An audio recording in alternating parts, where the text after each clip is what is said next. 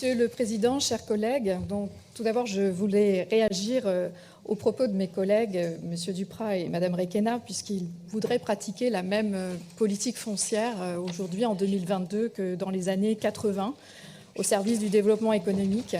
Je voudrais simplement rappeler où nous en sommes, puisque cet étalement urbain et l'artificialisation justement des sols contribuent à la dégradation du fonctionnement de nos écosystèmes, à la perte de biodiversité et aux phénomènes climatiques extrêmes. On s'achemine à la fin du siècle à quand même probablement, d'après les scientifiques, et Gilles Boeuf est ici dans la salle, peut-être à plus 3 ou plus 5 degrés. Et nous constatons dès maintenant l'effondrement du vivant. Sincèrement, quand j'entends aujourd'hui des humains se plaindre de ne plus pouvoir bâtir dans notre pays alors que nous vivons dans cette situation, je trouve que ce déni est absolument sidérant. Donc ce nouveau SRDE2I porte une ambition louable, qui est de faire de notre région la première région éco-responsable de France en 2030. Et bien entendu, notre groupe ne peut que souscrire à cet objectif, étant donné qu'il porte ses valeurs écologiques dans son ADN.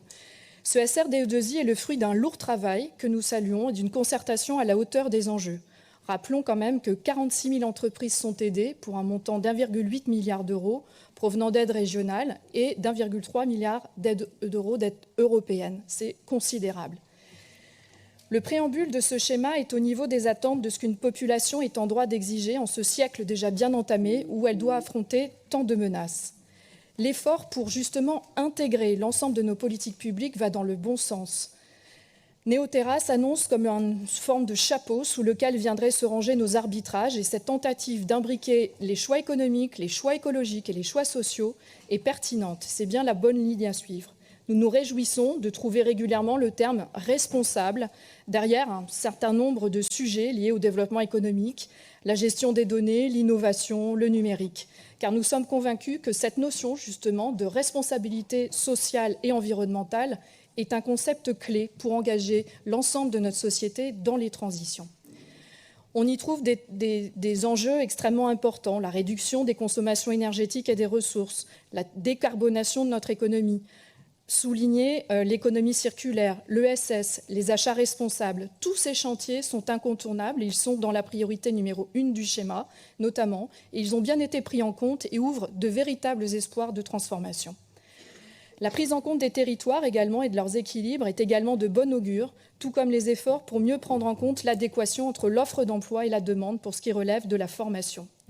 Enfin, la gouvernance de ce SRDE2I, assurant un système de pilotage et de suivi, est également très positive. Néanmoins, en rentrant dans le détail de ce document et au-delà de l'intention préalable, il apparaît que le corpus est décevant dans le sens où il est inabouti, encore bien trop teinté d'empreintes sectorielles. Premièrement, il faudrait commencer par le titre de ce document, qui conduit à un paradoxe. Comment, après le Covid, en effet, défendre en même temps l'internationalisation de notre économie et la relocalisation de notre économie? Ensuite, le titre de la priorité 2, renforcer notre souveraineté par l'innovation responsable, témoigne de cette sorte de fascination pour l'innovation susceptible de tout résoudre, tant le problème écologique que l'enjeu de notre souveraineté. Nous sommes les enfants de Jacques Ellul et nous doutons fortement de l'efficacité de cette conception techniciste. Mais il faudrait du temps pour l'expliquer et pour comprendre le caractère illusoire et dangereux de cette croyance. Et puisque vous avez cité ce bel auteur, Saint-Exupéry, en introduction, je vous laisse méditer sur une autre phrase de l'auteur, dans Pilote de guerre, justement. C'est d'actualité. L'intelligence ne vaut qu'au service de l'amour. D'une manière générale, nous regrettons que le terme « responsable » soit trop souvent utilisé sans que les mesures correspondent pleinement. La priorité 2 illustre parfaitement cet abus de langage, car à l'exception du chantier 2.6, il n'est jamais question de responsabilité au sens de la RSE.